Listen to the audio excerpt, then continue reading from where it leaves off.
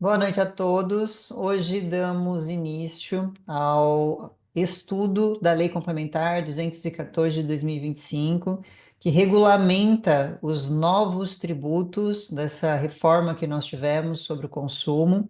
Vai ser um estudo pragmático, mas também aliado sempre de forma prática e objetiva aos impactos que essa reforma traz para o segmento, para vários segmentos, né? Porque a importância do estudo é realmente saber aplicar esse conhecimento para os nossos clientes, seja para dar, seja de forma consultiva, seja para já abrir os olhos para novas questões judiciais que já começam a surgir nesse movimento. Então, é um estudo que é relevante, que é importante, porque a gente vai sempre associar o que nós temos hoje com o que nós teremos num futuro que já está batendo na nossa porta, certo?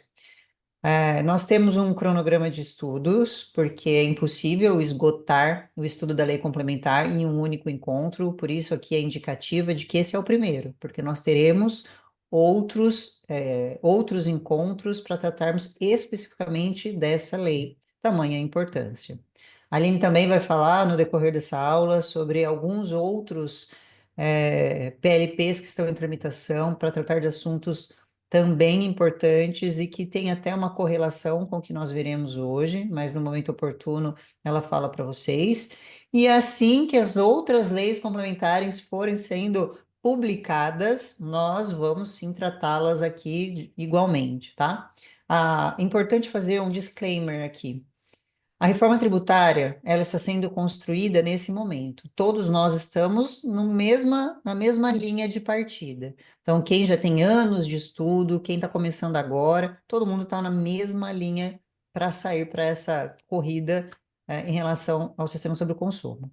Então, é importante falar para vocês que todas as interpretações que nós estamos fazendo pode sim sofrer alguma alteração.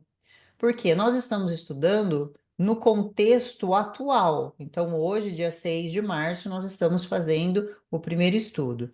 E como vocês sabem, o direito tributário, ele permite uma interpretação que envolve outros normativos. Então, não só a Constituição Federal, não só a emenda constitucional 132, que trouxe a reforma tributária, mas também outros dispositivos que precisam caminhar em harmonia. Sem essa harmonização normativa, alguma pode ter ruídos, certo? Então pode ser que o que eu e a Aline estamos falando nesse primeiro encontro sofra alguma alteração interpretativa. Aliás, esse é o papel da doutrina, o papel da jurisprudência. Como é tudo muito novo, nós não temos nem doutrina e nem jurisprudência sobre os assuntos tratados. E pode ser que sim, no decorrer do tempo, alguma coisa que possa sofrer alteração e nós não temos problema nenhum em vir novamente falar para vocês que algo que nós apresentamos sofreu alteração, certo?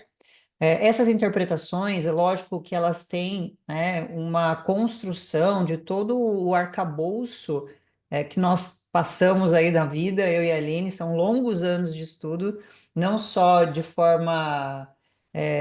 Eu falo que aqui envolve muito a teoria geral do direito, que nós vamos sempre agora socorrer para fazer interpretações, mas também analisando o contexto do judiciário, e a gente vai até falar sobre isso, tá? Então, é só um disclaimer, porque está tudo sendo construído, é tudo muito novo, mas é importante estar na vanguarda desse movimento, e é o que nós estamos fazendo aqui.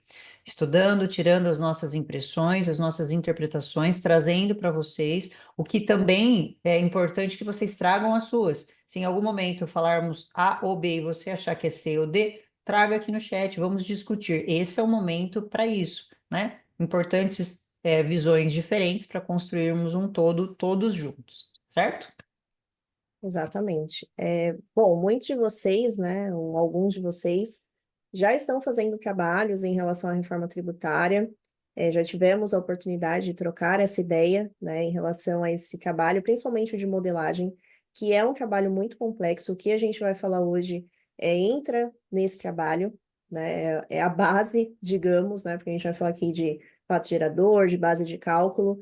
E como a Thalita trouxe aqui, é o momento da gente debater. A gente sabe que tem muitas mentes brilhantes dentro da frente E eu e a Thalita, nós não temos esse ego, essa vaidade, né, de nos achar donas da verdade, porque não existe isso dentro do tributário.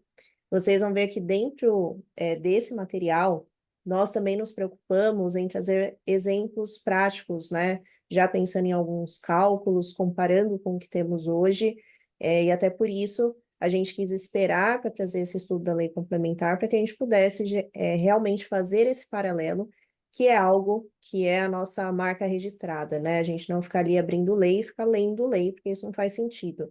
Mas, de fato, a gente colocar uma interpretação e uma aplicação prática do que a gente está estudando. Então, esse é o nosso objetivo a partir de hoje, e eu quero muito também ouvir a opinião de vocês sobre muitos pontos que nós vamos trazer aqui, tá bom? Vamos lá, então. Bom, então, no nosso encontro de hoje, nós vamos falar sobre essa arquitetura do novo sistema tributário.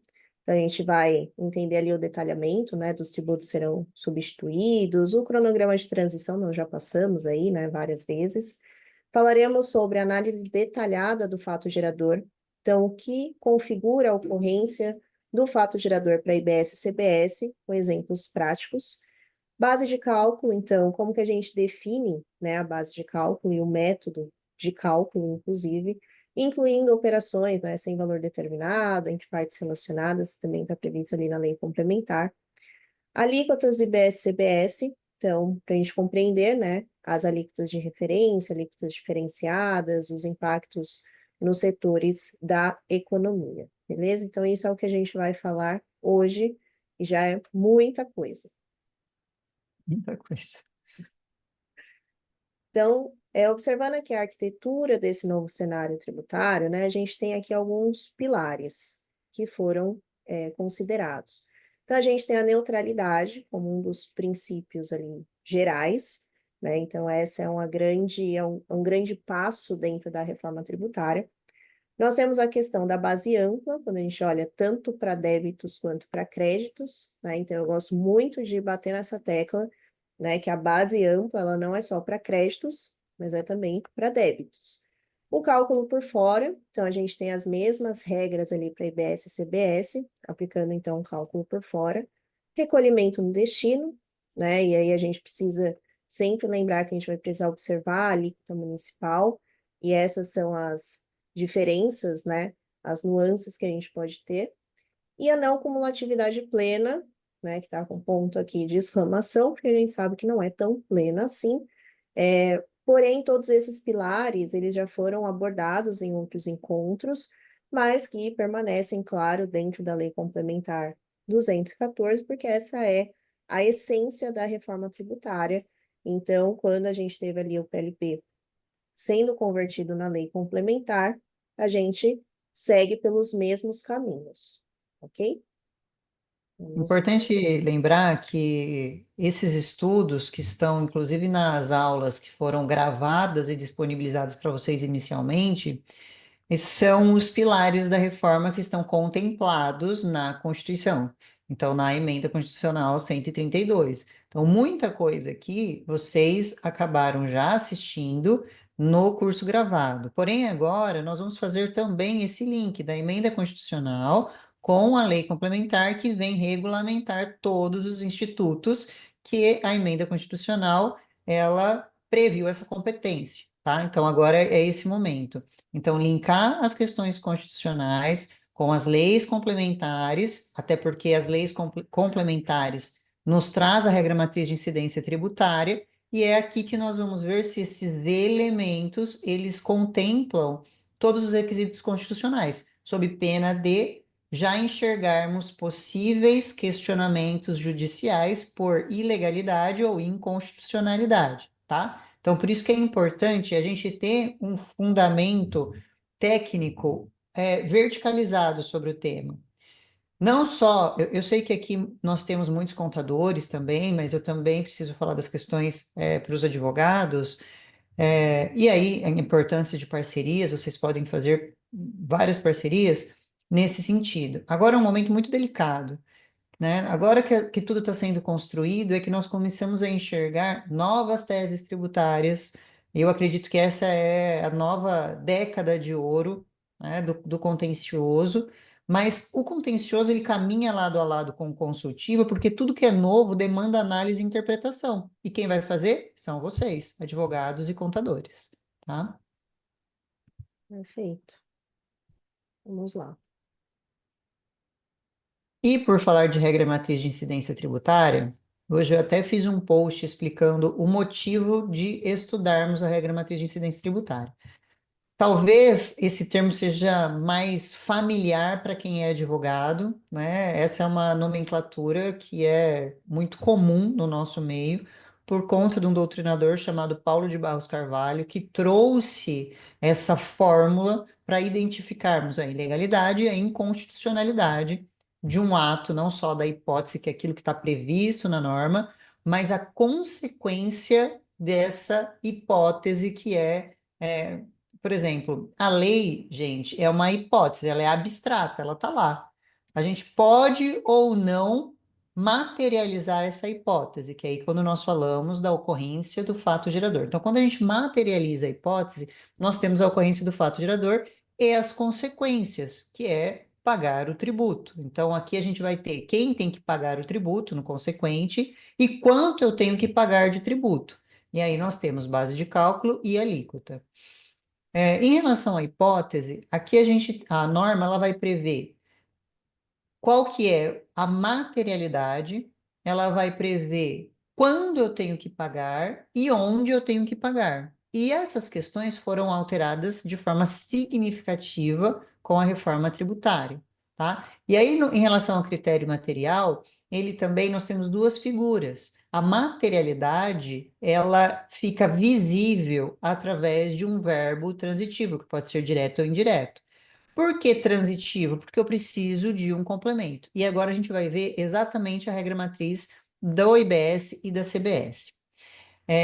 E aqui eu quero falar para vocês também que, eventualmente, se vocês tiverem uma posição diferente sobre o que nós trouxemos aqui, fiquem à vontade de comentar sobre.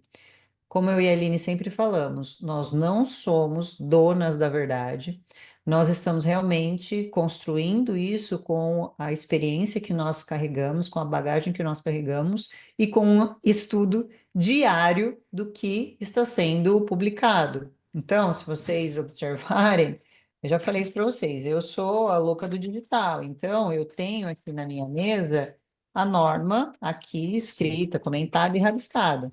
Acredito que a Aline tem no iPad dela, porque ela não é analógica como eu.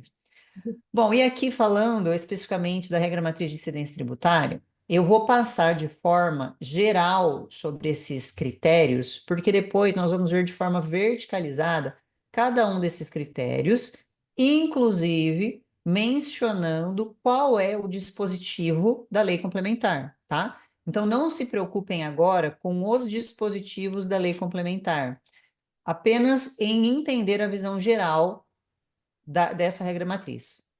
Então, quando nós falamos da hipótese, ou seja, aquilo que a norma está prevendo em relação à materialidade do tributo, o que que nós temos? Qual que é agora o critério material? Qual que é o verbo da regra matriz de incidência tributária? O critério material que nós temos aqui, se vocês pegarem em relação à hipótese de incidência tributária, vocês vão ver que o verbo é fornecer. E o complemento dele é fornecer bens materiais ou imateriais e serviços. E aqui nós colocamos onerosos, porque a norma ela exclui de forma expressa os não onerosos. Por que que ela exclui de forma expressa? Eu vou até corrigir a expressão para não causar dúvida. Na verdade, ela traz assim: os não onerosos serão apenas aqueles previstos de forma taxativa. Então, se for para a gente criar a materialidade dessa norma, nós falaríamos que é fornecer bens materiais e imateriais e serviços onerosos, tá? Por conta dessa previsão expressa de que os não onerosos devem ser taxativos, em razão do princípio, então, da estrita legalidade. Coloquei princípio, gente, porque muita coisa nós resolvemos através de princípios, tá? Principalmente quem é do contencioso. Essas questões nós trazemos à tona numa defesa, em uma construção de uma nova tese tributária. A gente precisa saber princípio. E isso vocês têm lá na frente no curso da formação inicial. Critério temporal. Então, nós temos, analisando os dispositivos de lei, nós falaremos sobre ele e algumas particularidades, que é o momento do fornecimento ou do pagamento, o que ocorrer primeiro. E aí depois nós vamos falar um pouquinho dos casos em que nós antecipamos esse pagamento, tá? E aí nós vamos aprofundar sobre isso. Qual que é o critério espacial? Nós já sabemos que mudou, agora é o destino e não mais a origem. Mas como que nós elencamos isso, sabendo que é o destino, quando nós estamos tratando de bens móveis? Então, nós temos que é o local da entrega ou da disponibilização do bem. Quando é bem imóvel, que é o local onde o imóvel estiver situado, e prestação de serviço, local da prestação do serviço, tá? Isso aqui está um pouco mais fácil, nós veremos isso nos dispositivos legais. Consequente, critério pessoal. O sujeito passivo é fácil, que é o fornecedor responsável. Sujeito ativo já tem algumas discussões. Nós entendemos que o sujeito ativo, né, a competência foi dada para a União, estados e municípios numa figura nova que é a competência compartilhada. Mas nós temos também a figura do comitê gestor, que ele vai, de alguma forma, compartilhar a natureza da competência ativa. Por quê? Embora ele não tenha, ah, ele não esteja previsto ali nos critérios, né, para ser a Constituição Federal, a emenda constitucional 132, não dá a ele a competência de instituir, dá a ele a previsão para que ele cobre, para que ele fiscalize e que ele então vai, junto com os estados e municípios, compartilhar também uma certa sujeição ativa, tá? Mas eu não gosto de colocar ele como um ente, porque senão tudo aquilo que a gente estudou constitucionalmente acaba sendo afetado. Eu sei que tudo mudou, que a gente precisa agora trazer novos conceitos e flexibilizar os conceitos existentes para que essa nova reforma ela faça sentido no nosso novo ordenamento jurídico. Mas trazer ele como sujeito ativo, eu não gosto muito dessa visão, tá? Eu prefiro falar que ele é um órgão aí que tem uma competência compartilhada de natureza da competência ativa, mas eu não encaixaria ele aqui como União, Estados e Municípios, tá? Sujeito passivo, como eu falei, vai ser o fornecedor responsável. Base de cálculo, valor total da operação, e nós vamos falar sobre isso, tudo que está incluído nela.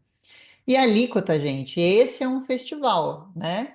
Nós falávamos muito de simplificação, hoje mesmo eu e a Aline me mandou uma mensagem, né? Toda vez que a gente está analisando algum ponto junto, a gente comenta, gente, quem que falou que isso aqui está simplificando? Né? Tem tantas complexidades envolvidas e conforme a gente vai estudando e aprofundando, a gente vai falando, gente, está cada vez pior. E aí nós chegamos nesse número absurdo de alíquotas, mas a gente já vai abordar isso, tá?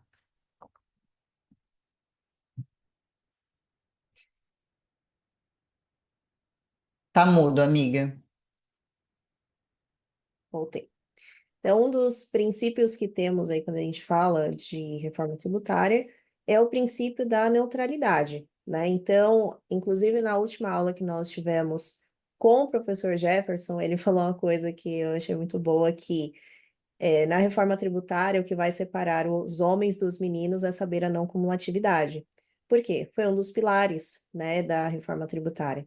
Então, a não cumulatividade, ela é essencial, né, para a gente garantir esse princípio da neutralidade, que ele aconteça, e permitir, inclusive, a apropriação de créditos de BS-CBS, né, a gente tem ali algumas exceções ainda, como alguns bens de uso e consumo, e isso é o que vai fazer também com que a gente tire da nossa frente, né, pelo menos na teoria, o que hoje a gente tem como anomalia do crédito, que é o quê? Aquele monte de crédito que às vezes fica ali sendo acumulado e as empresas não têm como usar, né? Como se tivesse um ativo morto ali dentro dos meus números, das minhas demonstrações contábeis, inclusive.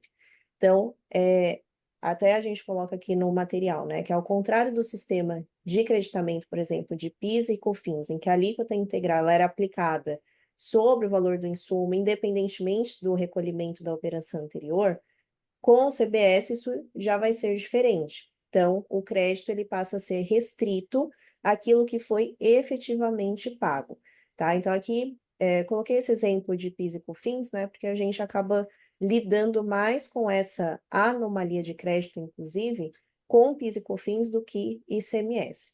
Então, quando a gente olha aqui, hoje, tá, no sistema tributário atual, o que acontece?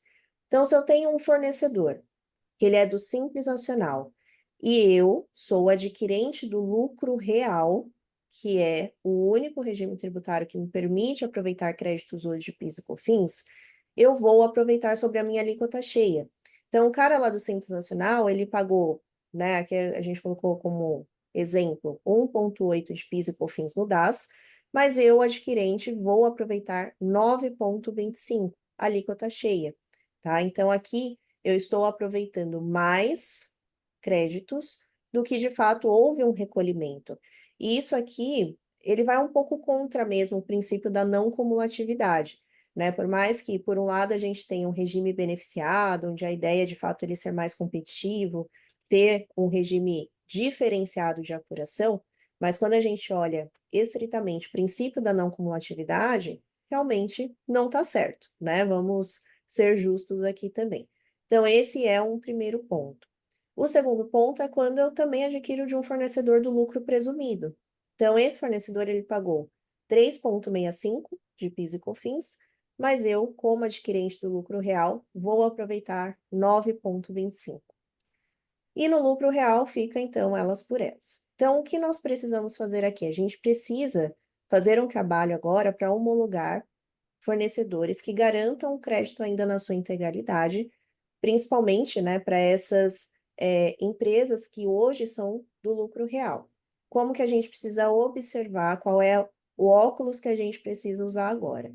Pode passar, Thalita. Então, quando a gente olha aqui a nova sistemática de créditos, né, a gente tem aqui o que nós acabamos de ver, né? Então, onde eu tenho ali o que foi pago e o que eu estou aproveitando. Então, via de regra, aproveito 9,25 sobre tudo. Quando eu olho para a CBS, então, quando eu olho para o Simples Nacional, eu já coloquei aqui mais uma linha. Por quê?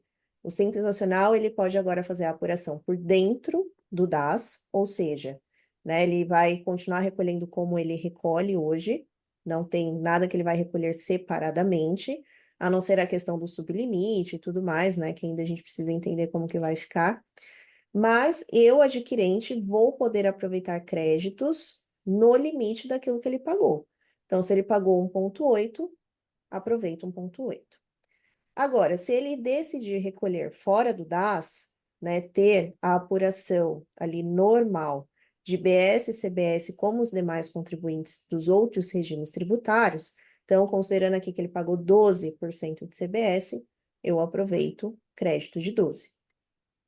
Lucro presumido e lucro real também vão entrar nessa sistemática. Então, vai pagar 12, né? O fornecedor pagou 12, aproveito esses mesmos 12 de créditos. Então, lembrando que a reforma tributária, ela não acabou com o regime tributário lucro presumido, né? Mesmo porque aqui a gente está olhando uma reforma sobre o consumo e a gente tem, né, o regime tributário muito pautado ali nas questões de imposto de renda e contribuição social.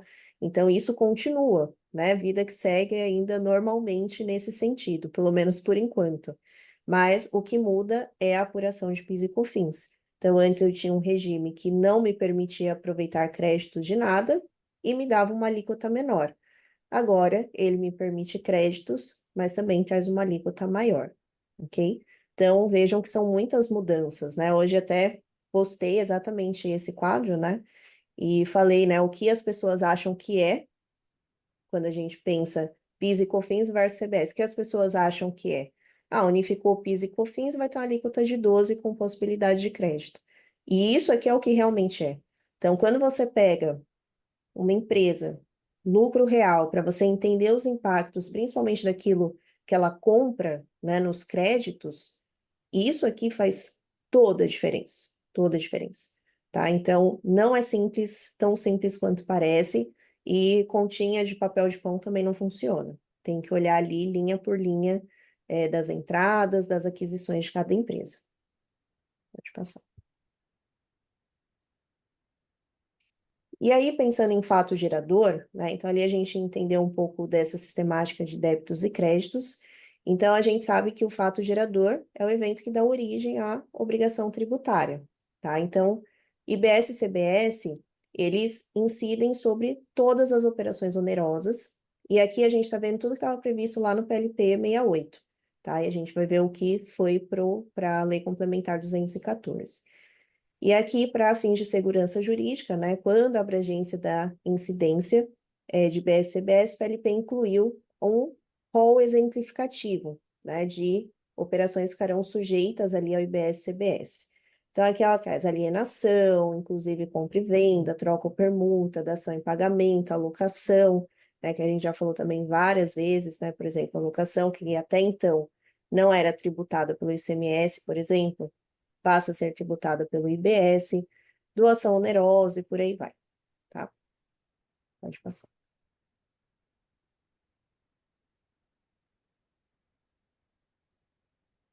Você quer passar essa parte ou posso continuar? Posso passar? Bom, e aqui, quando a gente começa então a falar sobre essa materialidade, lembra que nós comentamos? Então, além desse rol taxativo, exemplificativo que a Aline mencionou, e é super interessante vocês analisarem todos os incisos do parágrafo segundo e entender a abrangência maior que nós teremos agora em relação à tributação, e até em razão da própria mudança da economia, né? Nós estamos vivendo um momento da economia em que as operações elas se transformam muito rapidamente por conta da tecnologia, né? Antigamente a gente ia numa locadora, pegava lá o seu DVD. Agora nós temos ali a Netflix, HBO, entre outras que nós temos. Então, essa transformação da sociedade e, consequentemente, da forma que nós temos novas atividades precisa evoluir junto com a legislação, né? Então, foi isso que aconteceu, tornando um pouco mais amplo essa forma de arrecadação. Então, a Aline mencionou da locação, nós temos agora o mútuo oneroso, doação. O rol aqui é gigantesco, o que não falta é jeito de tributar agora o IBS e a CBS. E quando nós falamos lá sobre a materialidade onerosa, né, de fornecer de forma onerosa, é justamente por conta do parágrafo primeiro, né? Quando ele fala que a não onerosa vai ser expresso, e nós temos lá, né, um rol taxativo, é porque senão, pensem, como é que a insegurança jurídica, e nós vamos ver aqui nesse cenário que nós temos muitas inseguranças e muitas possibilidades do judiciário ser muito demandado por conta de algumas lacunas e até de questões amplas que não cabem no nosso ordenamento jurídico. Até porque, como vocês sabem, nós somos muito criativos para criar excludentes, né? E aí, aqui o que não incide. Essa questão, gente, é super importante da não incidência por conta, né, de questões que nós teremos aqui a possibilidade de não ser tributada. Então, nós temos o fornecimento de serviços por pessoas físicas em decorrência da relação de emprego com o contribuinte. Nós temos a sua atuação como administradores ou membros de conselho. Então, essa posição não vai sofrer essa incidência. Transferência de estabelecimento entre estabelecimentos pertencentes ao mesmo contribuinte. Então, depois de uma discussão calorosa no judiciário, nós tivemos aí essa receptividade na lei complementar. Nós temos a baixa na liquidação, transmissão, incluindo alienação de participação societária, isso é importante, transmissão de bens em decorrência de fusão, cisão, incorporação. E aqui, gente, eu vejo também um grande movimento de reestruturação societária para não ter a incidência desses tributos. Nós estamos num momento da economia, e aí, gente, independente de posição partidária, tá? Só quero deixar claro a análise sobre a economia, que tem diversos artigos aí, diversos profissionais falando.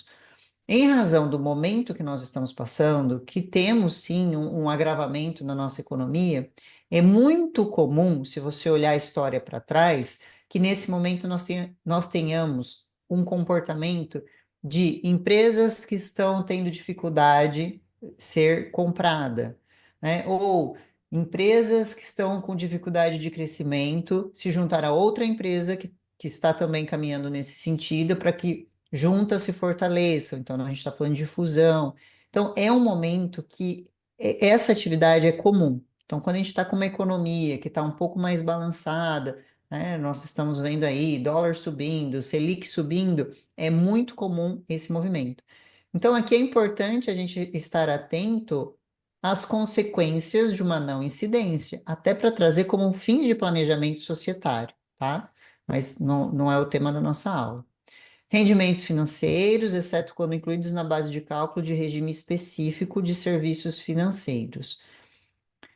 Aqui, depois a gente vai até se aprofundar, e precisa até de uma aula específica para questões de rendimentos, né? Como vocês sabem, os rendimentos, ele tem uma classificação para fins de incidência do imposto de renda, contribuição sobre o lucro e, inclusive, PIS e COFINS diferente, tá? Então, a gente precisa entender isso para saber a tributação, principalmente quando a gente vai falando de modelagem de cenários, tá? Nós teremos uma aula vai ser modelagem para o Simples Nacional esse mês, que não embarca isso aqui, mas para fins do lucro real e lucro real principalmente, isso aqui faz diferença, tá? E aí nessa oficina a gente vai se aprofundar. Temos recebimento de dividendos também, então não vai ser tributado pela IBS e CBS. Pode ser que no imposto de renda nós tenhamos aí uma certa novidade, existe uma pressão para que tenha a tributação em relação à renda, mas não considerando o consumo. Demais operações com títulos de valores imobiliários, doação sem contraprestação de benefício doador, transferência de recursos públicos e destinação de recursos por sociedades cooperativas, tá? Aqui a gente está passando mais rápido porque, né, como a Aline falou, não faz sentido a gente fazer leitura do dispositivo. Exato. Então, é importante nós entendermos, né, o que incide e o que não incide, porque vocês entendem, vendo isso, que não tem como a gente fazer uma modelagem de cenários, ou seja, eu pegar o cenário que eu tenho hoje, com o sistema tributário atual, e modelar para um cenário futuro, sem entender se tudo que eu tenho hoje, né, que é um fato gerador ali, continua sendo um fato gerador ou não, ou se até uma operação que não era e passa a ser. Então, esses dois artigos, né, que trazem tanto quando incide BS-CBS quanto quando não incide, eles são a base desse tipo de trabalho. Por quê? Foi o que eu falei, quando a gente olha uma base ampla, eu não estou falando só de uma base de créditos, mas também de uma base de débitos. Então, a gente precisa repassar ali todas as receitas, né, tudo aquilo que a empresa tem, que ofere patrimônio, né, que tem faturamento de alguma forma, para a gente entender se agora isso faz parte, vai fazer parte, né, da nossa base de cálculo, por ser um fato gerador. Então, quando a gente olha aqui, nós temos, por exemplo, tá? Venda de mercadoria. Então, hoje, a venda de mercadoria ela é tributada pelo ICMS, PIS e COFINS, mas não é pelo ISS.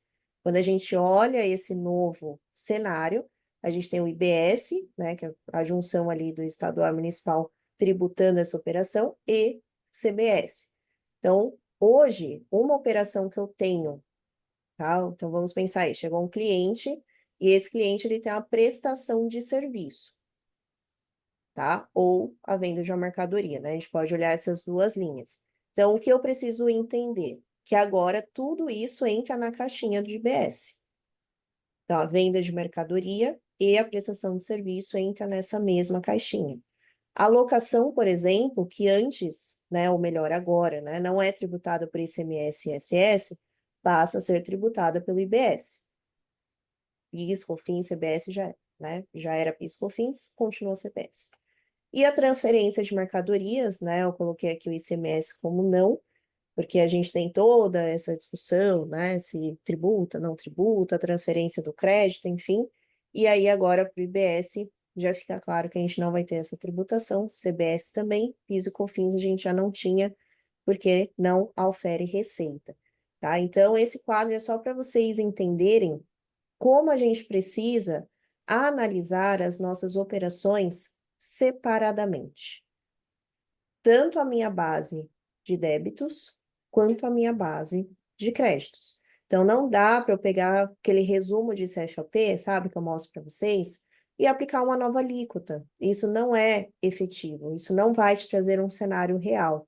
Então, por isso, gente, que até muitos escritórios, Big Four, enfim, estão cobrando caro por esse trabalho. É um trabalho minucioso. Vocês vão perceber que a cada encontro desses aqui que nós fizermos, é como se a gente estivesse construindo uma parte dessa planilha ou dessa ferramenta da modelagem de cenários. Então, hoje a gente está começando com essa base, que é entender as operações e constituir uma base de débitos e uma base de créditos, tá? Então, sempre que vocês forem fazer esse tipo de trabalho, lembrem desse quadrinho aqui, sabe? Peraí, deixa eu olhar aqui operação por operação. Ah, isso aqui não tinha SS, mas peraí, agora vai ter IBS. Ah, isso não tinha ICMS, agora vai ter IBS, por aí vai, tá? Pode seguir.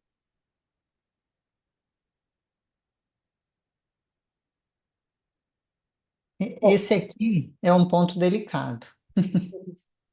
aí começa o BO. Um dos, né? Bom, quando a gente pensa em critério temporal, então agora a gente precisa entender em qual momento eu vou tributar esse fato gerador. Então, eu entendi qual é o fato gerador, entendi o que vai compor ali, né, o meu cálculo, mas qual é o momento correto de tributar? Porque a gente precisa entender que algumas operações têm particularidades. Então, o artigo 10 da Lei Complementar, ele fala sobre o momento do fornecimento nas operações com bens ou serviços, tá? Ainda que de execução continuada ou fracionada. Então, ele fala o seguinte, ó, para fins dispostos no caput e tal, considera-se ocorrido o fornecimento em alguns momentos para situações específicas. Então, ele fala do início do transporte, quando iniciado no país, o término do transporte, quando iniciado no exterior, o término do fornecimento no caso de demais serviços, em que o bem for encontrado desacobertado de documentação fiscal idônea, então esse é o momento, ou da aquisição do bem quando for licitação ou leilão judicial, tá? Então, aqui a gente tem situações específicas e fora isso, no momento ali do fornecimento, mas ele também fala uma questão em relação ao pagamento, tá? Então, o fato gerador de BSBS ocorre no momento do fornecimento, ainda que a gente tenha essa execução, então, continuada ou fracionada, né? Então, como agora a gente tem essa questão do serviço, que é onde muitas vezes acontece, a gente tem também streaming, né? Alguns outros tipos de serviço que acontecem isso. Então, a gente precisa ter agora essa visão do momento de tributar essas operações, tá? Então, a gente tem que pensar sempre no momento do fornecimento ou do pagamento, o que acontecer primeiro. Pode passar. Entendeu? Travou Travou? aqui. Então, enquanto destrava... Ah, já destravou. Então, aqui no parágrafo terceiro, a gente pode identificar justamente essas questões, pensando até nesses serviços, né, como eu falei, de streaming, serviços de internet, abastecimento de água. Então, ele fala que nas operações de execução continuada ou fracionada, em que seja possível identificar o momento de entrega ou disponibilização do bem, ou término do fornecimento, como relativos a abastecimento de água, né? Considera-se, então, ocorrido o fato gerador no momento em que se torna devido o pagamento. Então, quando a gente observa esses tipos aqui, né, de serviços, enfim, que são mais comuns, água, saneamento básico, gás canalizado, serviço de telecom, de internet, energia elétrica, né? A gente fala assim, cara, qual que vai ser o momento? É o fornecimento, é o pagamento? Então, aqui ele já traz para a gente que é o momento em que se torna devido ao pagamento. Então, são tipos de serviços, né, que têm uma execução continuada e que tem um contrato ali que prevê um momento de pagamento. Então, a conta de luz, por exemplo, né, vence ali todo dia 25. Então, como tem esse contrato, né, que prevê esse pagamento dentro dessa execução continuada, então esse vai ser o momento de tributação, ok? Então, é nesse momento que se torna devido o pagamento de IBS e CBS sobre esses tipos de serviço. Pode passar, Thalita. Pronto. E aí, no parágrafo 4º, ele fala, então, né, quando nós temos as situações em que ocorre o pagamento integral ou parcial antes do fornecimento. Então, a depender do tipo de serviço, pode ser que eu tenha, sim, o pagamento, eu tenha antecipações que acontecem. Isso é comum, né? Então, até a gente estava falando antes de entrar aqui, que quanto mais a gente estuda também, e participa até de alguns eventos, a gente percebe o quanto ainda tem muitos tipos de negócios que a gente não consegue ver uma previsão muito clara dentro da lei complementar. Nós participamos de um evento que tinha um pessoal de uma locadora de carros muito grande, que trouxe ali algumas questões de calção e tudo mais, que o próprio Bernardo Api falou, e realmente isso não foi pensado ainda. Não sei te responder, porque não foi pensado dentro dessa lei complementar. Provavelmente requer mais algum tipo de regulamentação, porque é muito específico da atividade, né? Então, quando a gente entra no dia a dia ali da empresa, é quando a gente vê que, de fato, não é simples, que, de fato, a empresa ela tem um desenho de negócio, né? Que foi pautado, muitas vezes, até no sistema tributário atual. E agora a gente conseguir modelar esse cenário para um novo sistema tributário é complexo, tá? Então, a gente está falando isso aqui para vocês, não é para vender uma dificuldade ou para que vocês fiquem desesperados, mas é para que justamente vocês vendam e façam um trabalho de forma conservadora e de forma que realmente represente a realidade. É igual que a gente fala de planejamento tributário. Não adianta ser aquele planejamento tributário que é lindo no PowerPoint, sabe? Que tem um monte de pontos bonitos e um PowerPoint lindo e maravilhoso para ser apresentado. Ele tem que ser executável. E esse é o nosso desafio com a reforma, transformar isso daqui executável dentro do modelo de negócio que as empresas têm hoje. Nem todos serão, mas esse é o nosso papel, conseguir interpretar e levar isso para os nossos clientes. Então, o parágrafo 4º, ele fala, né, que na data do pagamento de cada parcela, então vai ser exigida a antecipação do imposto, então precisa pagar, né? A base de cálculo vai ser o valor de cada parcela e as antecipações, elas vão constar como débito na apuração. Então, a cada antecipação, a cada entrada de dinheiro, de pagamento que a empresa tem, ela precisa pagar IBS e CBS, até pensando no split, né? Isso, de fato, emitir a nota ali da antecipação, vai acontecer já o pagamento do imposto. E na data do fornecimento, então a base de cálculo é o total da operação, incluindo até mesmo o que já foi pago antecipadamente, e aí haverá um desconto daquilo que já se pagou. Então, no momento do fornecimento, eu tenho que emitir a nota total, tá? É o que diz aqui a lei complementar. Então, eu não vou emitir a nota fiscal referente à diferença. Eu vou emitir a nota fiscal, ó, a base de cálculo será o valor total da operação, incluindo as parcelas pagas antecipadamente. Então, eu vou fazer uma nota total, vou tributar esse total, mas lá na minha apuração, né, que pode ser o split, vai depender também da forma de pagamento, eu vou ter o crédito daquilo que eu paguei anteriormente e tem que fazer esse conta corrente, né, de débitos e créditos. Aí na próxima, pode passar, Thalita. Aí no próximo aqui, ó, a gente até colocou esse exemplo, tá? Então, se a gente pensar aqui em um projeto que vai de janeiro a maio. Opa, Opa, desculpa, passou tudo, correu. Pode voltar peraí. mais um. Isso. Então, se a gente pensa aqui, ó, em um projeto que inicia em janeiro e vai até maio, tá? Então, eu tive aqui, durante esse projeto, o cronograma aqui do projeto, algumas antecipações. Então, eu tive em janeiro R$ 2.000, em março R$ 5.000, em abril R$ 3.000. A cada antecipação que eu recebo, eu preciso tributar, então, IBS e CBS.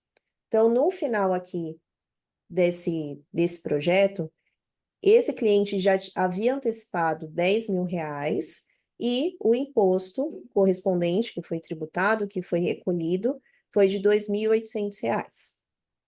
No final desse projeto, que é lá em maio, né, o que a legislação fala para a gente? Então, no fornecimento, no final, você precisa tributar o total, considerando as antecipações.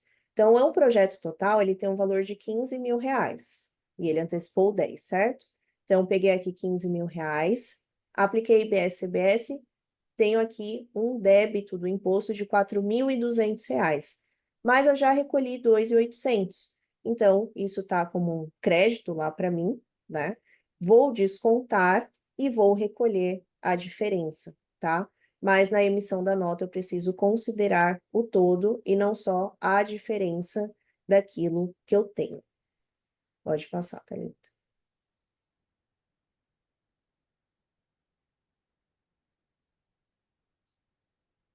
E aqui eu tenho o fornecimento, tá? Então, aqui no fornecimento, então eu tenho também o caso aqui, quando a gente olha a linha C, que fala que pode acontecer do valor da antecipação ser superior ao meu valor final do projeto. Então, pode acontecer, né? O cliente foi lá, antecipou mais do que de fato foi gasto ou foi consumido ali no projeto. Isso acaba sendo comum até às vezes em projetos de horas, né? Projetos que são calculados em horas. Então, aqui, ó, teve uma antecipação em março de 15.000, em abril de 20.000. Então, esse cliente antecipou R$ 35.000. No momento da antecipação, houve o pagamento de BS-CBS, totalizando R$ 9.800. Lá no final, né, o meu projeto não foi 35, na verdade foi 15, ou seja, foi menor. Então, nesse caso, o que foi recolhido a maior vai ficar como um crédito na minha apuração, tá? Lembrando que depois tem aquelas modalidades de ressarcimento, né? A gente vai ter um encontro só sobre isso, olhando da ótica da Lei Complementar 214. Mas não é um valor que vai ser de forma automática levado para o extrato ali ou para a conta do cliente, né? Conta bancária que eu falo. Então, ele vai ficar como um crédito. Então, o split, ele se assemelha muito a essa conta corrente, né? Vai ser uma conta corrente das empresas, enfim.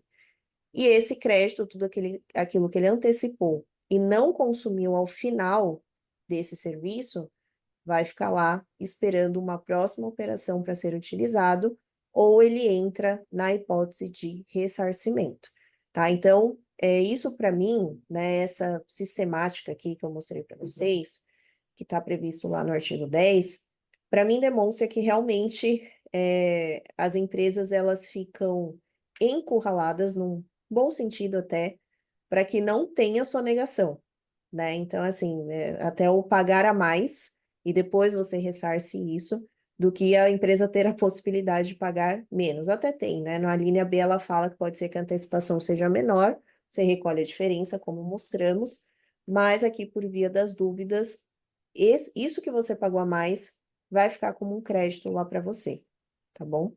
Então, aqui, deixa eu ver aqui, a Edneia perguntou, essa diferença de crédito a pagar ou a restituir será no geral e não por documento fiscal?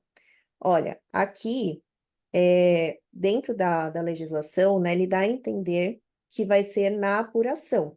Então, eu acho que quando você diz no geral, seria a apuração, né? Como se eu olhasse, por exemplo, a apuração hoje de ICMS, ou de PIS e COFINS, e tem aquela linha ali de outros créditos ou outros débitos. Eu faço um paralelo disso, tá?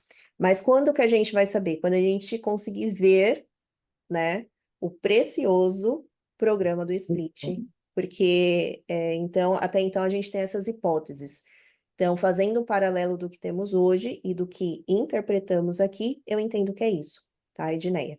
Então, nós vamos ter essa linha de débitos e créditos que vai ficar lá para utilizar numa situação futura ou para efetuar esse recolhimento da diferença, ok? Então, a gente já teve uma aula sobre o split, onde a Luciana, né, explicou para a gente com muitos detalhes, e ali ela trouxe algumas simulações. Quem não assistiu essa aula, mais uma vez, sugiro fortemente que assistam. Então, ali a gente tem uma ideia de como vai funcionar. E aqui, gente, apesar de parecer complexo, ainda está super simples. Quem assistiu essa aula, não sei se vocês lembram, que ela fez até uma simulação ali, considerando filiais em todos os estados. Então, lembrem que IBS passa a ser centralizada a apuração, tá? Então, se eu tenho crédito hoje em uma filial e débito em outra, vai haver uma compensação entre isso. Não é mais como acontece hoje, onde, eu tenho um crédito aqui, então aqui eu não recolho nada. Eu tenho um débito em outro estado, vou recolher para esse estado. Então, a apuração do IBS passa a ser centralizada, tá? Não esqueçam disso. Então, aí, isso também traz uma complexidade quando a gente tenta fazer esse paralelo com o sistema. Então, ali na fase de transição, a gente vai ter parte do ICMS nesse recolhimento por estado e parte dentro dessa apuração centralizada, tá? Então, assistam essa aula, porque realmente o split aí, ele, né, ele tem tudo para ajudar, mas tem tudo para dar uma confundida, principalmente para quem é contador, que está muito acostumado, né, com esse tipo de apuração, com os SPEDs. Então, já teve uma nota, depois eu vou até fazer um conteúdo e compartilhar com vocês, falando que IBS e CBS não vão para o SPED, não vão para o ambiente SPED, tá? Então, depois eu compartilho com vocês essa notícia. Então, não sei ainda se a única obrigação acessória será o split, se ele vai funcionar tanto como meio de apuração, como uma obrigação acessória em si, de declaração, se ele mesmo vai trazer essa declaração pré-preenchida, são respostas que ainda não temos, tá? Enquanto a gente não tiver o sistema operante, tudo que a gente está trabalhando são hipóteses, tá? E a gente precisa ser muito transparente com vocês e muito claro com vocês. Tudo isso aqui pode realmente se concretizar quando o sistema estiver operando, né? Ele foi feito com base nos estudos e nas informações que nós temos, mas se o sistema for diferente em algum quesito, essa análise ela pode sofrer alteração. E a reforma tributária, gente, ela depende, né, para ela parar em pé, não é nem para funcionar, é para ela parar em pé, ela depende do sistema vigente e operante, tá? Inclusive já tem discussões, e aí, né, falando mais para advogado, sobre o split payment versus verdade material. Tudo que a gente trabalha com tecnologia, a gente tem uma distorção da verdade material, porque agora antes, né, no sistema antigo, o nosso fato gerador não estava vinculado a pagamento, né? O pagamento ele não era relevante na nossa regra matriz de incidência tributária. Mas nesse novo sistema, ele é relevante, né? Ele passa, de alguma forma, a interagir com o critério da materialidade. Ele está ligado justamente com o nosso verbo, né? Então, a gente tem uma deficiência ainda interpretativa, porque nós não temos o split payment. Se ele não funcionar, realmente a gente vai ter um grande problema nessa implementação, né? Ele vai ser um sistema de liquidação. Olha que loucura. Pois é. Temos fortes emoções ainda, gente, pela frente.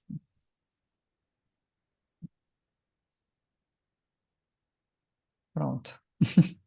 Tô lendo aqui o que o Dani mandou, né? Ele falou que o ideal é que os contadores se preparem para o pior cenário em relação às obrigações acessórias. Caso o split já faça o papel da declaração do débito, sairemos no lucro. Exato. Então, assim, a gente teve a promessa de que vai existir uma declaração pré-preenchida, assim como, né, fazendo paralelo aí com o imposto de renda, pessoa física. Se isso acontecer, ótimo, né? Entendo que ainda assim requer validações do contribuinte, né? Porque quando a gente fala de operações de consumo, onde envolve mercadorias, serviços, né, até as outras operações que vemos aqui, isso é complexo, né? Então eu acho que ainda assim vai ter uma mãozinha ali do contador para que faça a validação de algumas operações, né, entendendo ali o que é uso e consumo, o que não é, enfim. Então, ainda tem esse caminho. Mas a gente não sabe. O que eu sei, que já foi divulgado, é que IBS e CBS não serão declarados no SPED. Então, não sei se isso é bom ou se é ruim, né, gente? Porque é aquilo. Ah, não vai ter, não vai estar nessa declaração, mas pode ser que uma nova declaração seja criada. E além do SPED, tem que preencher mais uma. Então, não sabemos ainda, como que a gente vai equilibrar essa balança. E em paralelo a isso, na oficina passada que nós falamos das transportadoras, né, na frente, para quem é aluno da frente, nós trouxemos já um novo layout do CTE que prevê IBS e CBS. Então, no CTE ele vai participar. Aqui no SPED, a gente ainda não está falando sobre isso. Né? A Deixa eu gente, até falar para vocês qual que é. Eu anotei aqui, ia fazer até um conteúdo, mas acabou não dando. Ó, foi publicado, na verdade, em fevereiro, tá, desse ano, lá no portal do SPED mesmo, e é uma nota aqui, ó, a nota é sobre alterações no guia prático em virtude da reforma tributária. Aí fala que em reunião do GT 48, no âmbito da COTEP, foi decidido sobre a não inclusão dos novos tributos na EFD e ICMS. Então é isso.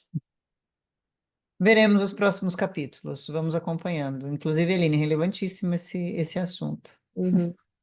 Depois eu vou fazer um conteúdo, porque depois ele fala aqui do campo 60, do 60 e 90, aí eu vou dar uma simplificada.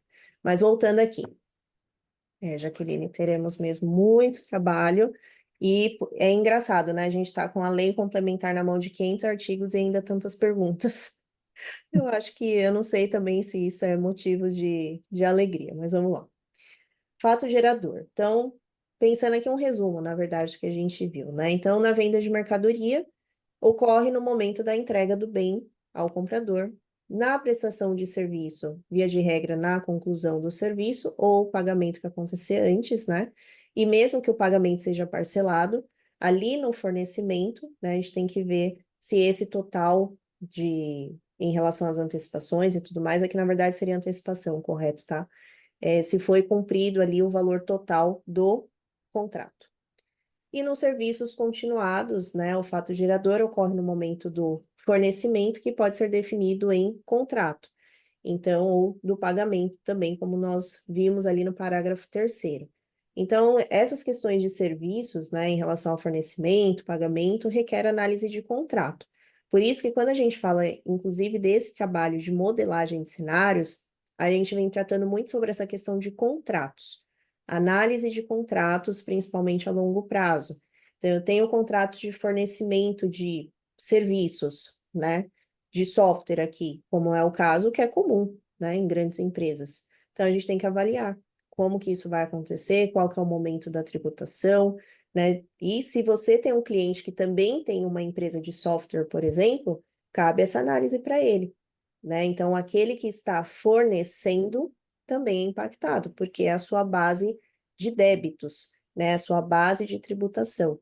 Então, precisa entender até para que ele comunique os clientes dele. Então, dos dois lados da mesa, sempre terão intercorrências para a gente pensar.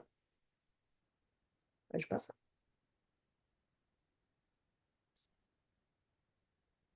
Então, aqui, quando a gente olha ICMS e IBS. Então, o fato gerador do ICMS, ele é mais diversificado, digamos, né? Então, ele inclui ali a saída de mercadorias de estabelecimento comercial, industrial, produtor, e também a prestação de serviços de transporte interestadual, municipal e comunicação e também importação.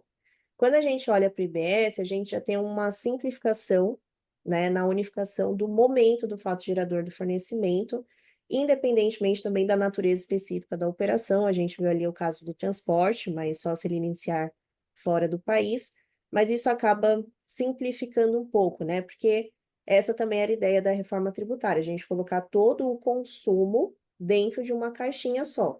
Então, até para que a gente também não fique naquela discussão, ICMS, ISS, né? E o tipo de serviço, e tributa parte por um, parte por outro, e por aí vai. Pode passar. Nós estava pensando aqui, a gente teve tanta discussão no ICMS em relação à mudança de titularidade para saber se circulou mercadoria ou não. Aí agora, quais serão as próximas discussões em relação a fornecer? Qual que vai ser a interpretação do verbo e a delimitação dele? Olha que loucura!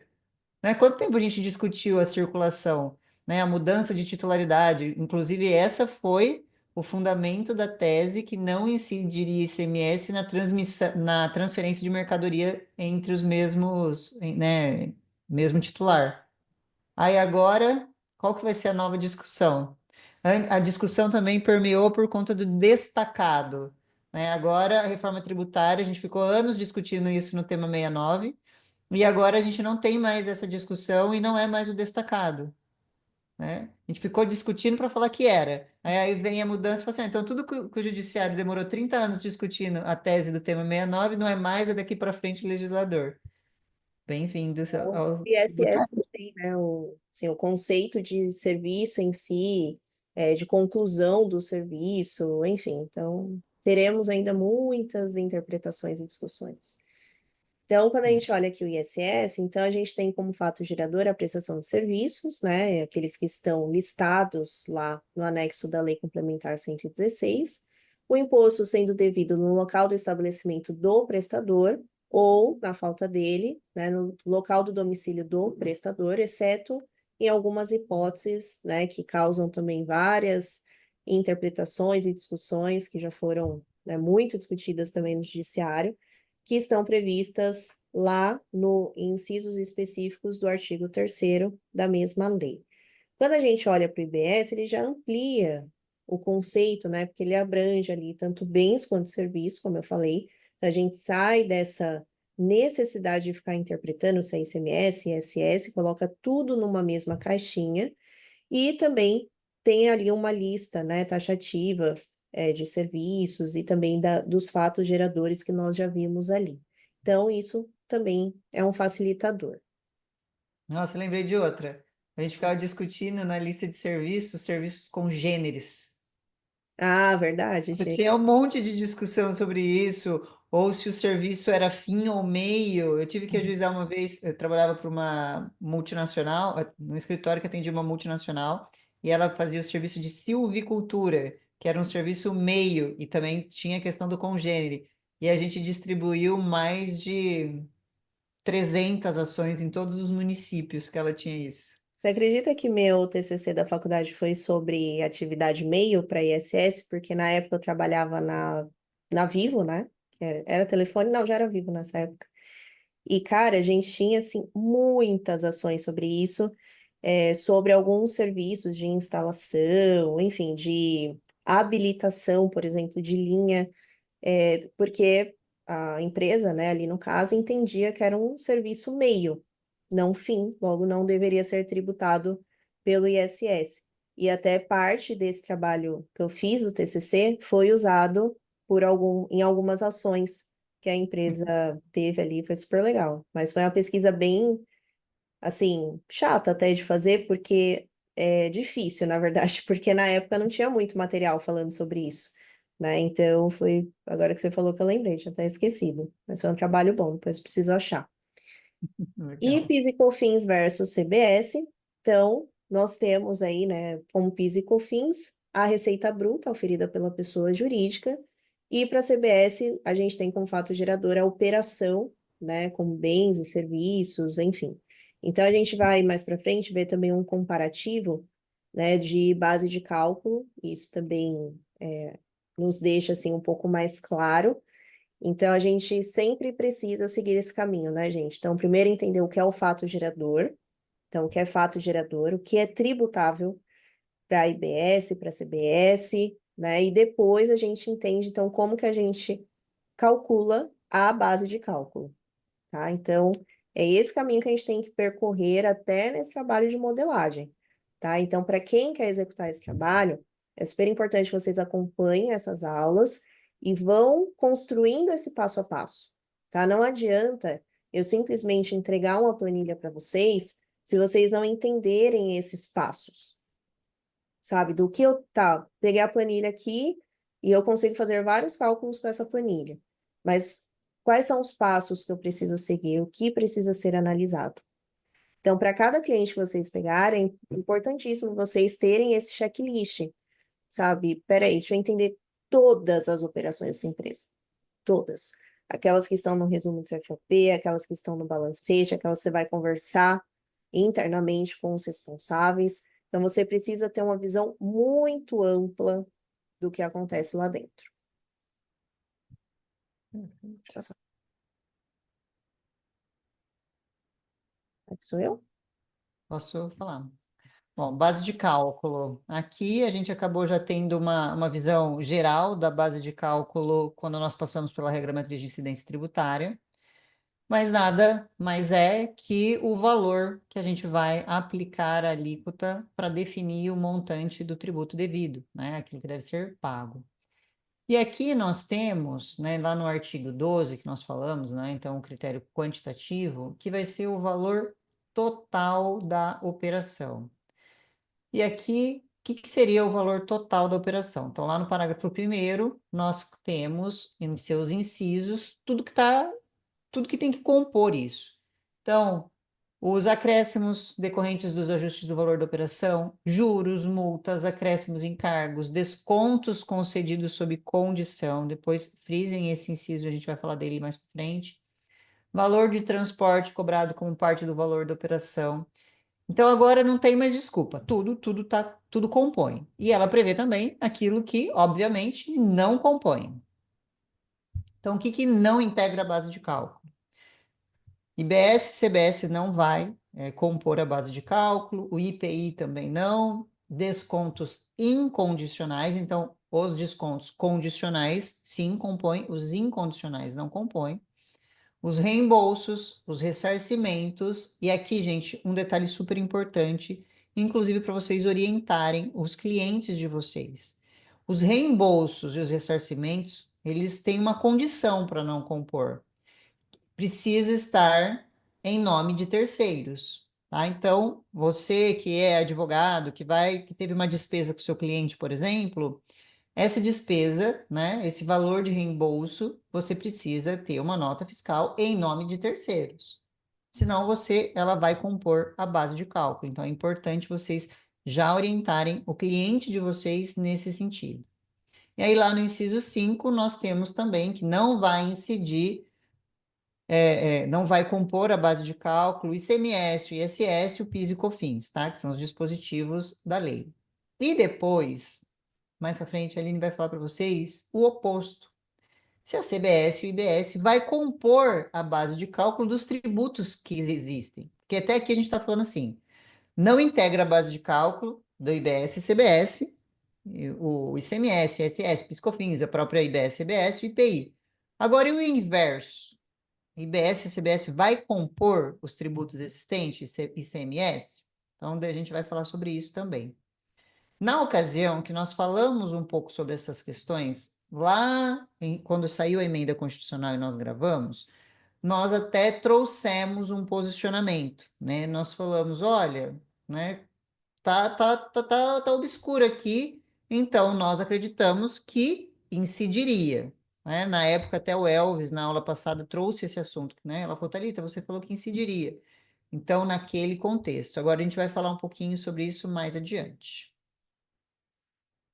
Ô, gente, de verdade, quando eu olho essa história dessa inclusão, exclusão de base de cálculo, porque assim, aqui a gente está olhando IBS e CBS, só que tem o IS, e a gente tem que lembrar que na base de transição também tem, ou na fase de transição também tem ICMS, IPI, PIS, COFINS, Quando você olha todas as inclusões e exclusões, eu juro para vocês que parece as conversas da Dilma, é uma coisa muito louca, assim que se você começa a falar, hoje eu peguei assim, eu comecei a falar em voz alta. Eu me senti uma completa louca falando aquilo. Eu fiz um mapa mental aqui para vocês, Vocês vão ver. Eu não vou falar para não parecer louca, para não virar meme depois, mas vocês vão ver que, assim, cara, é muito estranho o negócio.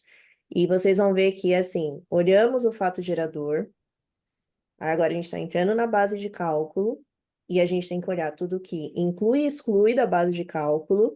Então, olha só o quanto é simples, né? O quanto é realmente só tributar lá 28% e tá tudo certo. Então, assim, cara, é loucura. É uma loucura isso aqui.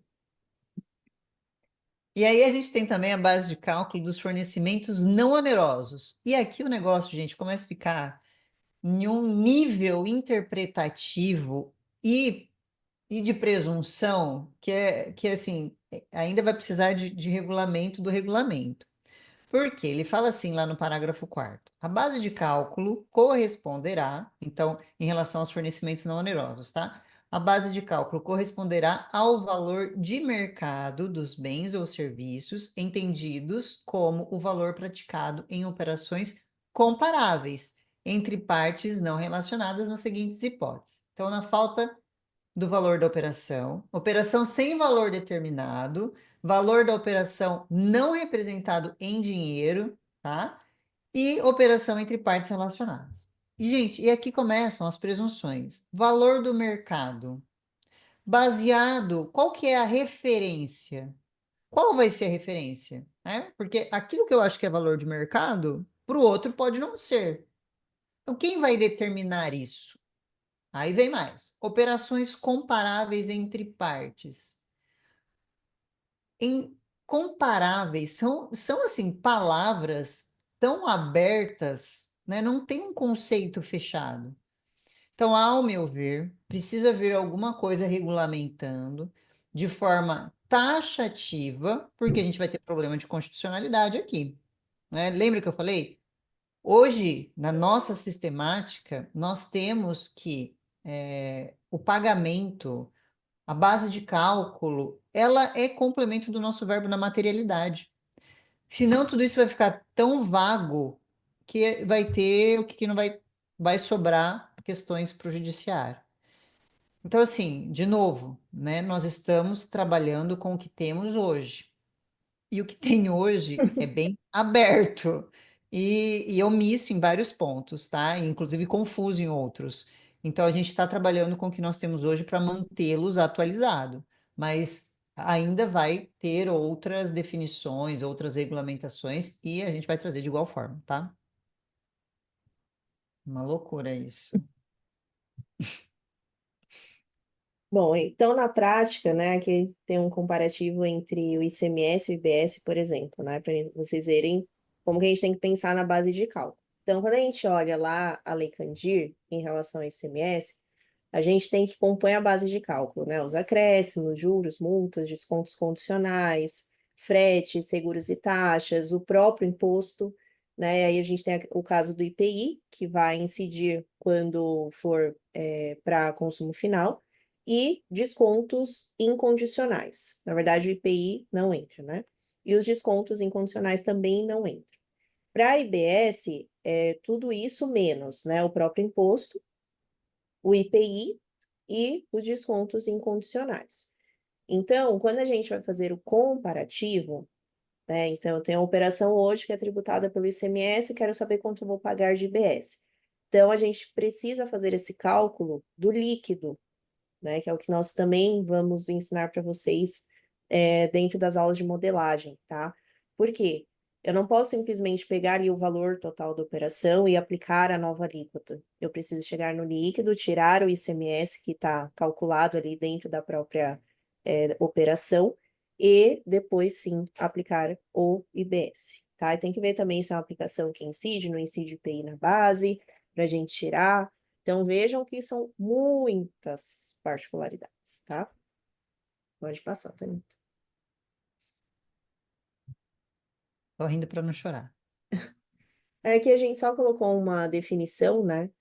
Então, o que seriam os descontos incondicionais? Então, para fins de exclusão de base de cálculo, o desconto incondicional é a parcela redutora do preço da operação que conste no documento fiscal e não depende de evento posterior. Gente, só o que a gente tem de discussão sobre desconto incondicional Se vocês entram lá no normas da Receita Federal, né, que a gente tem as soluções de consulta e tudo mais, põe lá desconto incondicional. Vocês vão ver o tanto de discussão que tem sobre isso para a definição de desconto incondicional. Teremos ainda, talvez, algumas discussões sobre. Operações sem valor determinado, então aí foi o que a Thalita trouxe, né, que é uma loucura isso. E as devoluções aqui, né, que é a base de cálculo relativa à devolução ou cancelamento é a mesma utilizada na operação original, então aqui nada muda. Pode passar.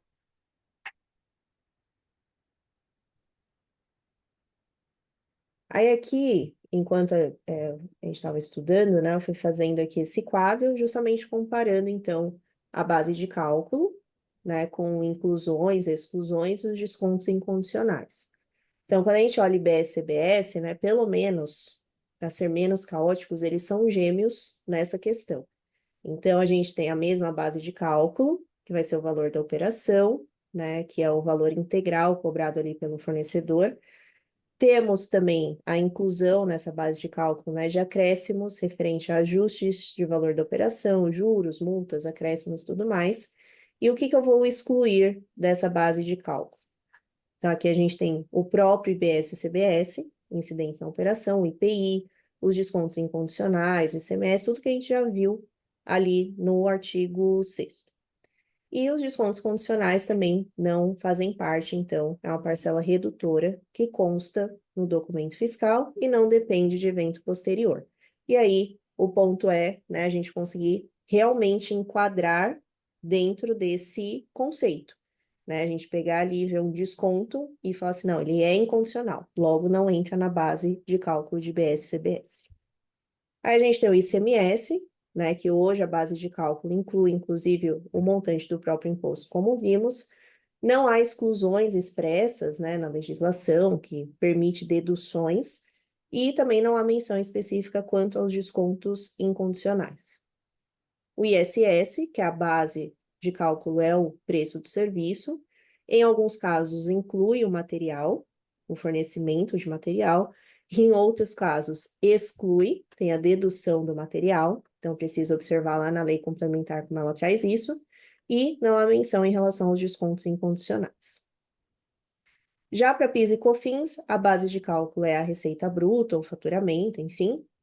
Não temos essas inclusões, mas como exclusão nós temos vendas canceladas, devoluções, o ICMS, né, da base de cálculo, que é o destacado na nota, o ST, quando o vendedor for, aqui é substituído, né? E demais hipóteses previstas, depois eu arrumo aqui no material. E os descontos incondicionais também exclui da base de cálculo, mas sempre a grande questão são essas interpretações e definições como a Thalita trouxe, né? Conseguir enquadrar a operação como um desconto incondicional. E eu já vi, inclusive, autuação nesse sentido, tá? De grandes empresas sendo destacadas por isso, ou sendo autuadas por excluir o desconto incondicional, enquanto o fisco entende que não era incondicional. Pode passar. Aí, isso aqui, gente, foi o que eu me senti doida falando em voz alta. Olhando assim, eu sei que parece muito fácil, até simples, né? Mas quando você pega para montar isso aqui, você pega na Constituição, a emenda tal, não é tão simples, não. Então, o que nós temos, tá? Então, quando a gente olha a base de cálculo do imposto seletivo, o que vai compor essa base de cálculo de acordo com o artigo 153, lá da Constituição da emenda, né? Então, a gente vai ter o ICMS, o ISS, PIS e COFINS, mas não tem IBS-CBS, tá? Quando a gente olha a base de cálculo de IBS e CBS, a gente tem a exclusão, então, de tudo. BS, do próprio IBS, CBS e dos que temos hoje. PIS e COFINS exclui IBS, CBS e ICMS. Olha que loucura fazer essa conta, gente. Aí, quando a gente olha a base de cálculo de ICMS, ISS, PI, a gente ainda não sabe se vai ter a inclusão de IBS e CBS, porque estava previsto lá na PEC 45 que deveria ter essa exclusão, mas sofreu alterações, não entrou, inclusive na emenda constitucional não há referência sobre isso, então não foi falado. Então não tem nem o sim ou não, não. Então, a princípio, pode ser que sim. E por que pode ser que sim? Porque quando a gente olha a Lei Candir, lá, a Lei Complementar 87/96, ela fala da base de cálculo do ICMS, que é o valor total da operação. Então, se a gente leva em consideração o que a Lei Candir traz como base de cálculo, deveria entrar, então, IBS e CBS. Aí, em fevereiro, agora, no mês passado, começou a tramitar o PLP 16, que tem como objetivo modificar a Lei Candir e a 214, para que IBS e CBS não estejam, então, na base de cálculo de ICMS, SS e IPI, tá? Porque, se não pensa, até tudo, esse cálculo também tem que entrar no planejamento, na modelagem de cenário, porque vai aumentar também essa parte aqui do imposto durante a transição. Então, agora a gente precisa acompanhar se isso vai acontecer, e lembrando que a ideia aqui não é mudar a Constituição. Então, pode ser que isso ainda traga alguma fragilidade jurídica para a questão, tá? Então, quando vocês olham aqui, nesse mapinha, já fica mais fácil. Nós tivemos a aula com os embaixadores, que foram as apresentações ali setorizadas, e na apresentação da Bruna, acho que ela tá aqui, né? A Bruna tá. Na apresentação da Bruna, ela trouxe ali as operações, né? O que deve ser observado ali em cada tipo de operação da indústria. Então, quando a gente olha tudo que a Bruna colocou ali, né, isoladamente cada operação, a gente precisa fazer essa conta para chegar na base de cálculo ideal, considerando as suas inclusões e exclusões. Então, a gente tem que observar operações que entram, ou seja, que incluem na base de cálculo, que excluem como vendas canceladas e descontos, enfim, e também os próprios impostos que compõem a base de cálculo, os próprios tributos, né, melhor dizendo. Então, isso aqui é complexo, tá? Fazer essa conta aqui, gente, não é fácil, não. Lembrando que temos tributos aqui que calcula por fora, tributos que calcula por dentro. Então, é isso, tá? Elvis, eu também acho, tá? Que o Elvis falou aqui, ó, que tudo indica que não é interesse do legislador incluir CBS e IBS na base dos impostos antigos. Eu também acho, porque isso vai representar um aumento na carga tributária, né? Que eu tenho mais um tributo ali sendo incluído. E assim, a gente teve uma baita discussão em relação à tese do século, né? Não faz muito sentido. A gente sabe que, apesar da tese do século, né, muita coisa não faz sentido, porque quantas teses filhotes não seguiram o mesmo caminho? Quantas e quantas?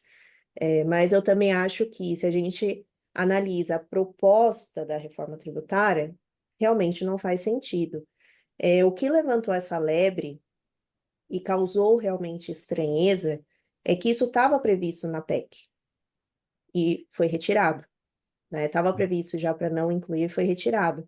Então foi onde ficou aquela pulguinha atrás da orelha do tipo, por que foi retirado se não era a intenção do legislador, né? Então agora a gente tem que esperar esse PLP para ver o que vai dar. Mas tem uma pressão de mercado forte, né? Então eu acredito que realmente não vai acontecer. Mas se hoje vocês fizerem um trabalho de modelagem de cenários hoje, chegou um cliente agora, e a SPLP está tramitando, qual é o cenário mais conservador? Incluir, entendeu?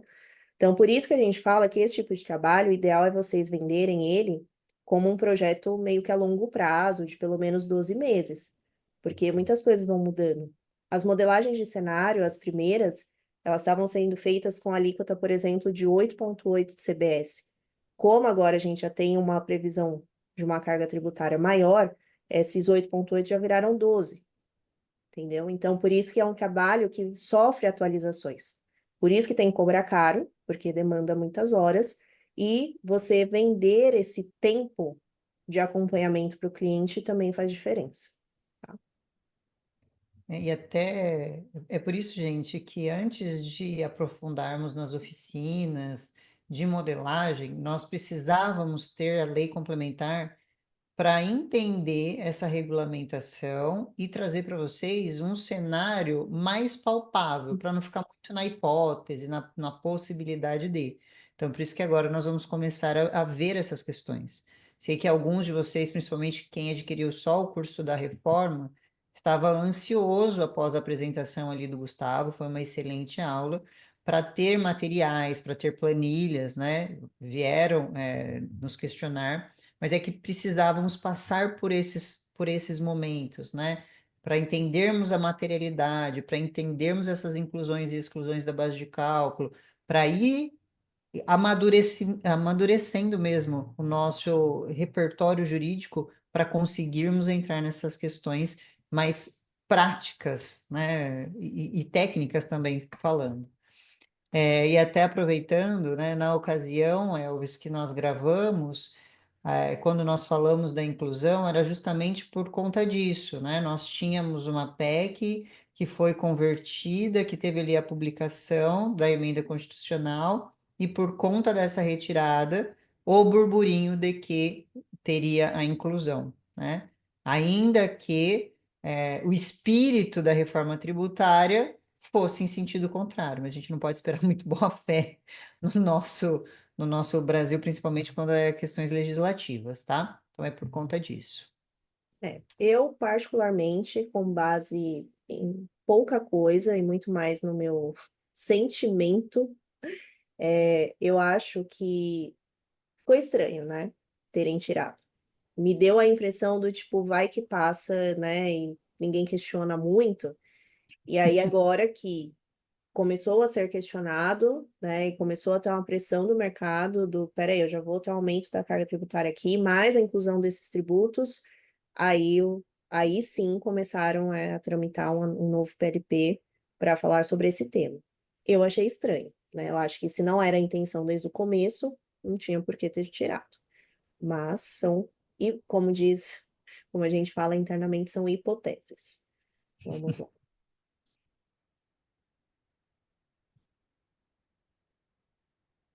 Em relação à alíquota de referência, né, então ela será fixada do IBS, né, será fixada de 2029 a 35, e depois de 35 serão as vigentes, né, aquela vigente no ano anterior. Então vai ter um cálculo, né, então o cálculo da alíquota de referência, ela considera a receita de referência das esferas federativas e uma estimativa de receita de BS-CBS, caso a alíquota de referência estivesse em vigor nos anos base. Então, a lei complementar, ela traz ali toda a metodologia de cálculo, né, observando ali ano a ano, como que acontece, né, a gente tem o teto e tudo mais.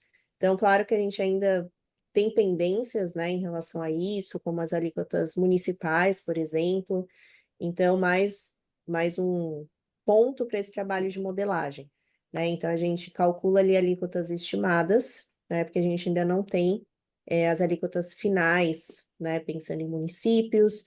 Então, pensem, por exemplo, uma empresa que vende para todo o Brasil, que tem operações aí bem pulverizadas, realmente tem essa complexidade no cálculo, né? Por mais que muita gente fale assim, Aline, mas os programas, né, os softwares ali que fazem emissão de nota, já vão vir parametrizados para isso. Sim, né? Esperamos que sim. Mas nós, réis mortais, que vamos fazer esses cálculos, né, a gente vai precisar, então, trazer de uma base de dados, montar essa base de dados, levar para os nossos cálculos. Então, também teremos um trabalhinho pela frente, tá? E aí, para finalizarmos toda esta loucura que é só a base inicial lá do nosso trabalho, isso que a gente nem falou de créditos, de ressarcimento, dessa sistemática do split, né, de toda a parte até de fiscalização, né, até porque está no outro PLP, mas ainda temos um longo caminho pela frente. Mas nós já temos alguns pontos de discussão em relação a esses temas em específicos, tá? Então, primeiro, quando a gente fala do momento da incidência do imposto. Então, pelo modelo do IVA, o fato gerador ele ocorre no momento da prestação de serviço ou entrega do bem. E há debate sobre as operações, por exemplo, de leasing, os contratos de longo prazo, que foi o que falamos, o serviço por assinatura, porque alguns especialistas eles já estão divergindo sobre quando considerar que ocorreu o consumo, tá? Então, apesar da lei complementar, ela traz lá no artigo 10, parágrafo 3º, né, que tem ali a operação continuada, né, o fornecimento continuado, que vai ser no momento que ocorrer o pagamento que foi acordado ali, a gente já tem algumas discussões em relação a isso, se realmente esse é o momento, porque, inclusive, né, empresas, por exemplo, de streaming, de conta de energia, né, telecom, enfim, nem todas trabalham com o mesmo prazo de pagamento, né? Então a gente também tem esse ponto a considerar. Então hoje a gente tem uma apuração mensal. Então fechou o mês, eu apuro no mês subsequente. Agora a gente está falando do momento do pagamento. Então a gente já tem algumas discussões em relação a isso. Serviços financeiros, né? Então, como tributar operações financeiras sem um valor explícito de venda?